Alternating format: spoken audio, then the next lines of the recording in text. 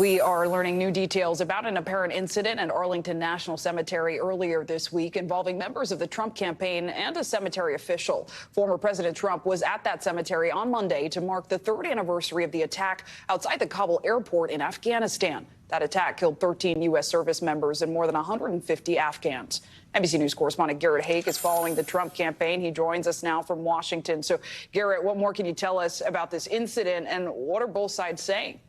Ziegler, the more I've reported this story, the more interesting and nuanced it has become. This started with an incident, we were told, an altercation between Trump campaign staff and Arlington staff over access to shooting photos or video in Section 60. That's where many of our new war dead are buried. The cemetery put out a statement, which is rare in and of itself, saying that federal law prohibits the creation of any kind of campaign video or campaign content in the cemetery. The Trump statements originally dealt with the idea that he was there at invitation of the families who died, of Gold Star families who lost someone at Abbey Gate, and talked about an individual person who was basically trying to screw that up by blocking their access.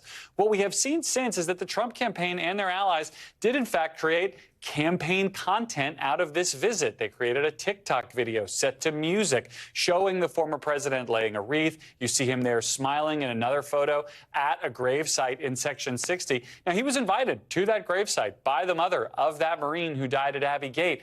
That's all well and good, but in other photos, you see other graves of people who had nothing to do with Abbey Gate or nothing to do with Donald Trump. And when you talk to veterans or when you talk to people who take the kind of sacred nature of these military cemeteries seriously, they say that it's not up to one individual family to decide how everybody else will be remembered, and it's certainly not appropriate for one family to allow for one political candidate of their choosing to essentially campaign on hallowed ground.